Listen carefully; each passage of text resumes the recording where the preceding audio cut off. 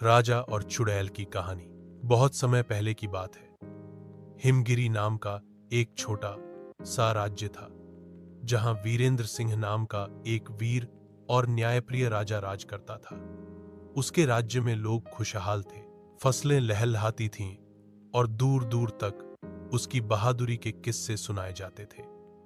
लेकिन एक दिन उसके राज्य के पास के घने जंगल में एक रहस्यमयी चुड़ैल आकर बस गई।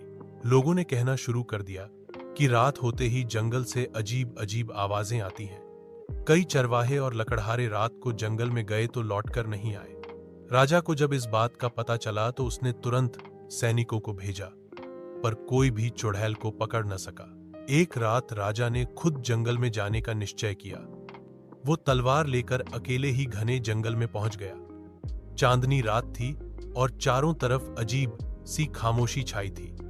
थोड़ी दूर जाने पर उसे एक झरना दिखा। झरने के किनारे एक सुंदर युवती बैठी रो रही थी। राजा को उस पर दया आ गई। उसने पास जाकर पूछा, तुम कौन हो? इतनी रात को यहां क्या कर रही हो? युवती ने धीरे से कहा, मैं इस जंगल में खो गई हूं, मेरी मदद करो राजा साहब। राजा को कुछ शक तो हुआ, पर वो कुछ समझ पाता उससे पहले ही युवती की आंखें लाल होने लगीं और उसके लंबे बाल हवा में लहराने लगे। वो अचानक डरावनी चुड़ैल में बदल गई। चुड़ैल जोर से हंसी, राजा वीरेंद्र, अब तू भी मेरे जाल में फंस गया। राजा ने तुरंत तलवार निकाली। चुड़ैल ने जादू से भयंकर आंधी चला दी। पेड़ टूटने लगे। रात की खामोशी में एक डरावना शोर गूंजने लगा। लेकिन राजा बहादुर था। उसने तलवार से एक बड़ा गोला खींचा और मंत्र पढ़ता हुआ मां दुर्गा का स्मरण करने लगा। चुड़ैल राजा को कमजोर करने की कोशिश करती रही, पर राजा की भक्ति और साहस के आगे उसकी एक न चली। आखिर में राजा ने अपनी तलवार से झटके में चुड़ैल की चोटी काट दी।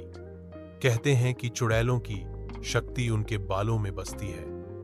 जैसे ही चोटी कटी, चुड़ैल की शक्ति खत्म हो गई और वो एक बूढ़ी औरत में बदल गई। राजा ने उसे जंगल से बाहर निकाल दिया और फिर कभी लौटने न आने की चेतावनी दी। गांव वालों ने राजा का खूब सम्मान किया। वीरेंद्र सिंह फिर से अपने राज्य में पहले से भी ज्यादा श्रद्धा और विश्वास के साथ राज करने लगा। जंगल भी फिर से सुरक्षित हो गया। कहते हैं, जहां सच्चाई और साहस होता है, वहां कोई भी बुरी शक्ति टिक नहीं सकती।